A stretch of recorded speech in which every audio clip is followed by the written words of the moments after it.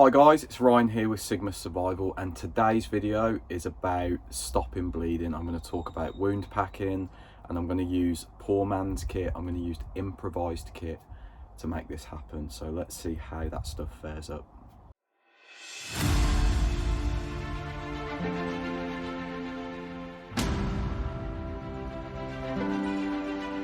Okay, so when it comes to bleeding control, I'm a bit of a nerd on this one. Now, I do keep compressed gauze in my car medical kit. I also keep general sort of gauze, conforming bandages and things like that in some of my other kits. Like this red bleed stopping kit, I keep just conforming bandages in here for wound packing purposes.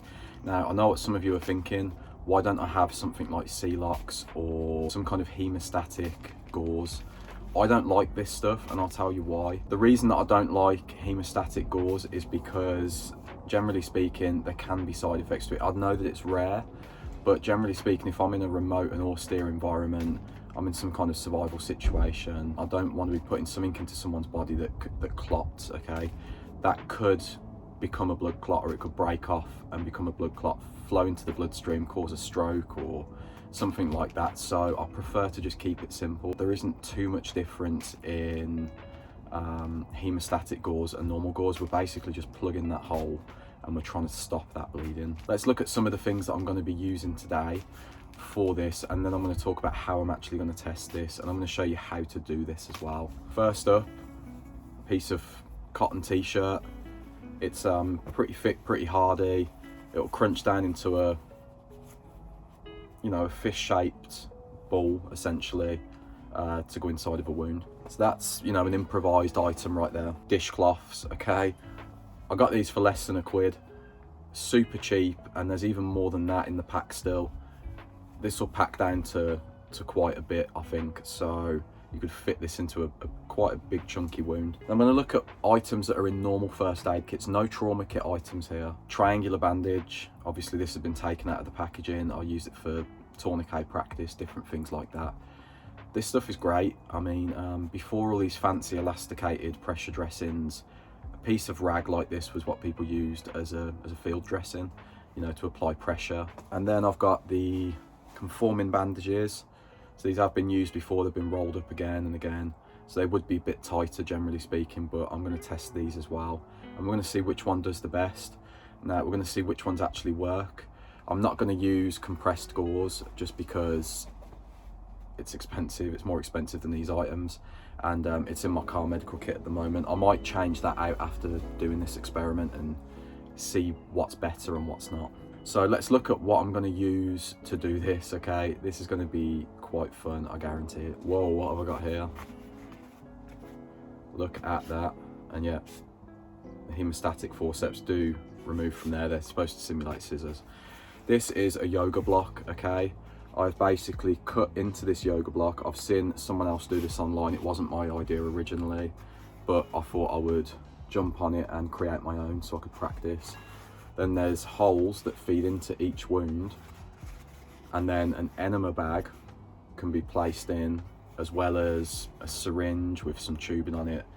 And I can flush water in. I can colour it red if I really want to. I'm not going to do that today, just because I just want to use water for the purpose of trying to keep it as realistic as possible. I don't want to be adding other things into that are kind of adding to the viscosity or to the consistency of the water. If I can stop water from flowing through this, then I could definitely probably stop bleeding. And the reason is that blood clots, whereas water doesn't. So if I can plug a hole and stop water from coming through, I'm pretty confident that we can stop bleeding with these methods. So I'm going to do a video on how to make this as a first aid training item. Great for kids, no doubt, to learn their skills, and adults and big kids like me here like. So I'm going to show you how to make this and some other first aid training ideas, which kit ideas that are really useful for building up your skill sets and practicing, putting those practice hours in, because it's one thing seeing it and seeing me do it, it's another thing to actually do it, I'm afraid. And obviously this isn't going to be the same as reality. If anything, I imagine, you know, it might be slightly harder to stop the fluid from flowing through this. So anyway, let's have a look at the full setup with the enema bag and whatnot. Okay guys, so once you've packed the wound, of course, you would apply a bandage or just direct pressure, you know, whether if that's with the fingertips or with the palm of the hand, it doesn't really matter. It depends on what you're going for, really. If you really want to apply, you know, precise pressure or generalized pressure. Now, generally speaking, once this is packed in, it is going to minimize the bleeding massively, as you could tell from the tests that you've just seen, but you would also apply a bandage. So the reason why I've used both sides is because it gives different results. This is deeper. I could be missing something internally. This is more, it's more superficial, but it's a wider surface area. So as you can see, there's an enema bag just strung up with a bit of string. It feeds straight into the device, which has the sort of like the mock wounds. These are some of the things that we're going to be using. So yeah, let's have a look at what we've got. As you can see, the enema goes straight into where the wound is. You turn it on, and that's just a bit of air coming through the tube. That wouldn't normally be a thing, generally speaking. But yeah, as you can see, it's filling up with water now. We're going to use the cheap dishcloths. I'm just trying to bundle it as tightly as possible onto the site, and obviously if I could see an active blood vessel that was leaking quite heavily, I would push the gauze into that first, and that's what I did here. It's just about packing it as tightly as possible to create a plug in the wound, basically. There is still a bit of water leaking through there, as you can probably see, so just pack a bit more in there, and this should be enough now.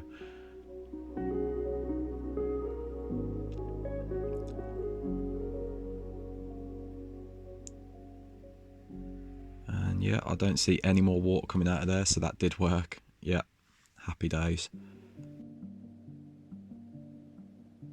So next, I believe I used just a piece of cotton t-shirt that had been torn into a square. Let's see how well that does, see how absorbent it is and how well it plugs that hole. So I've put it into a tight ball there, push it straight down to where I can see the active bleeding most, and then just packing it tight, trying to make a plug, essentially. Now here I probably didn't put enough in at that one site, so I'm going to try and push some across. Now it's definitely controlled the bleeding slightly more than what it would have.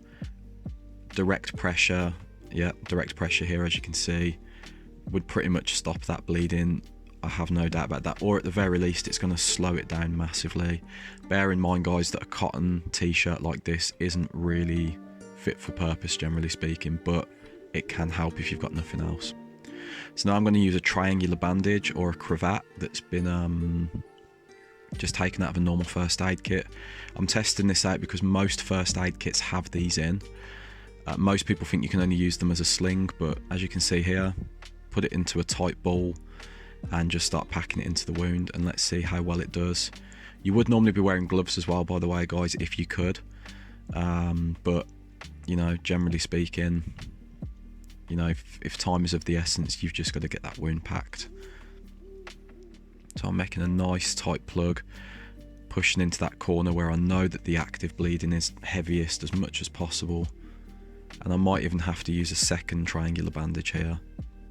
I could definitely get it packed a lot tighter than that, but that did stop the bleeding, so that was fine. Here I'm just using a conforming bandage, also a very common item that is found in first aid kits. In most boo-boo kits, most people have these, so yeah, as you can see, you know, it just rolls straight in, just like compressed gauze would really. And I'm just lining the bottom first, and I'm just going to go over it again and just keep packing into that wound until I'm done, or until there's not enough left. Normally it's a good practice to kind of leave a tail hanging out, just so you know that there's gauze in there and you can pull it out easier, but you know, packing it in there, you've got to stop that bleeding, guys, you know, as much as you feasibly can. And if you look closely to where the black area is, you know, adjacent to where the wound edges are, you can kind of see if the bleeding's still occurring, because you can kind of just see it seeping out. I know it's quite difficult because it's black and whatnot, and the water's clear, but generally speaking, this didn't do a bad job. I mean, I think if it was actual blood, it would do an even better job, because it would be clotting. So now I'm going to try with the deeper wound. So this is, you know, a lot deeper, a lot harder to get into. So I'm just going to show you as it fills up. So the wounds like this, you know, this is more like what a stab wound would be. Just let the hair get out of the system. So I'm using the conforming bandage first here. And just packing it in as deeply as possible.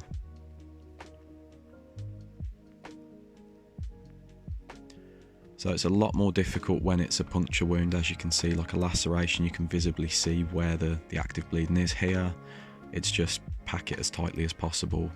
And it's also more difficult because there's not as much space to actually get your hands in there.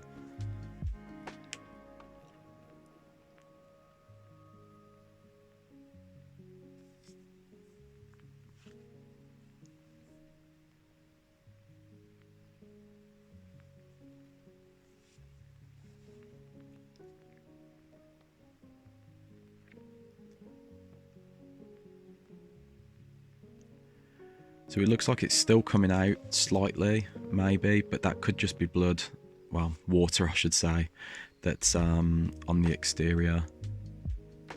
As you can see, I've still got a lot of compressed gauze there. I could probably still keep going. But if you look at the tube to the left of the area, there's actually no sort of, there's no fluid moving through, and it looks like there's an air bubble, but it's actually staying the same. So as far as I can tell, it's potentially stopped the fluid from coming out there. I'm applying direct pressure as well.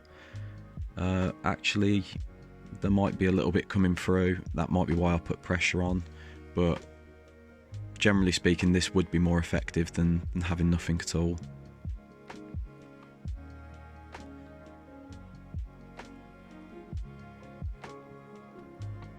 And then you would just bandage over the top of this. It looks like actually there's still quite a bit of active fluid coming out of there, so I was wrong about the fluid not coming out. Just looking back at it now, you know, I thought that it had stopped it, but actually that's why I was applying the pressure, because it hadn't stopped it. You would apply a pressure dressing to this, and you probably need to put a tourniquet on for a while to get that to stop. Anyway, that was the conforming bandage. Didn't do too well. Now I'm going to use the dishcloths again, the cheap dishcloths, and see how well they do, because they did really well on the laceration wound. Let's see how they do on the puncture wound.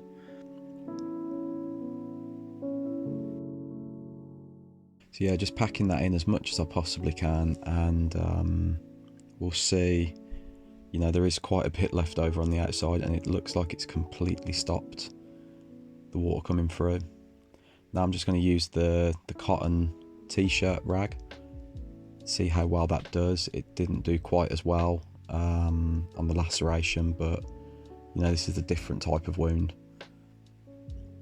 I'm just packing that in as much as possible. The problem with this is that there's a lot of gaps and folds, but we are dealing with water here, not with actual blood. Blood has platelets in it that clot.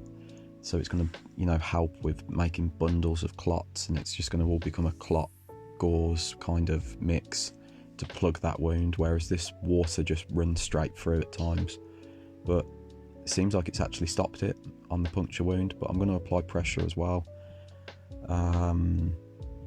Just because on the laceration it didn't work very well. But yeah, that's completely stopped the water coming through. I can see that from here.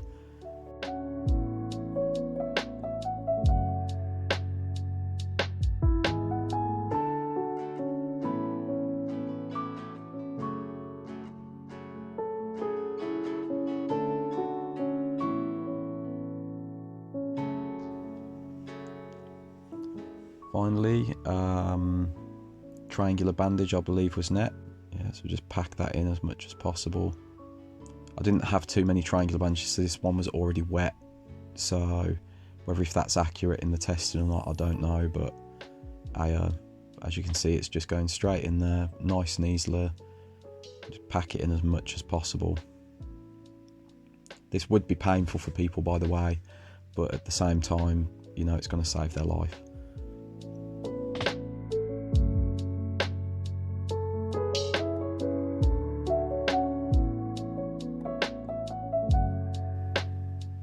Just getting that as tight as possible. That's really what you need to do when you're packing a wound, guys. And yep, that stopped it from bleeding, at least externally. Dried it off so you can see as well. I'm just gonna see if I can increase the pressure, just like as if like if someone's in shock, sometimes they get compensatory shock, so all of a sudden the blood pressure raises. I want to see if this continues to stop that bleeding. And from the testing that I did, you know, at least squeezing the bag, you know, it didn't leak out at all from the top. So yeah, as you can see, so I use a syringe as well to see if I can get that, you know, any of that water to leak out. And I'm pushing as hard as I can just to try and mimic an increase in blood pressure, even just a slight increase. And it stayed pretty dry. The best one, or the winner at least, was this stuff right here. Just the cheap, less than £1 or £1 here in the UK, I should say. Probably about $2 there in the US, for those that are watching from there. Washcloths, dishcloths, these things are great. Like, I would say that these are probably on par, if not better, than compressed gauze. So, you know, do you want to waste a load of money on that stuff, or, you know, do you want to kind of take some of this and maybe sterilize it the best that you can and vacuum pack it or something? I'm not saying you should do that, but I'm probably going to consider doing that myself. This stuff was amazing. This stuff was really good, and it was really quick to apply. Second place to that, I would say, was the triangular bandage. That stuff was really good, and it's kind of similar to the cotton t-shirt rag that I've got. So stuffing a t-shirt into a wound will probably do a good job as well, but the cotton on a t-shirt is much thicker, generally speaking, than a triangular bandage. So the triangular bandage was able to kind of compress itself a lot more, and there was no sort of gaps, where the t-shirt did leave sort of gaps. T-shirt still worked, but it was a bit more awkward to work with. You know, triangular bandage just comes second, t-shirt third. And then the conforming bandages, which are in most first aid kits, I actually struggled to actually stop any bleeding with those. I believe I did stop the bleeding on the larger wound here. Yeah, generally speaking, the conforming bandages would probably do an okay job to an extent, especially when we're dealing with blood instead of water, because the blood is going to clot in with those bandages. But generally speaking, you know, it's hard to know unless we're doing it out in the field for sure. But what I do know, in my mind at least, is that these things, and, you know, just a cotton t-shirt or a cotton rag or a triangular bandage, which is in pretty much every first aid kit you'll find, from the cheapest to the most tactical,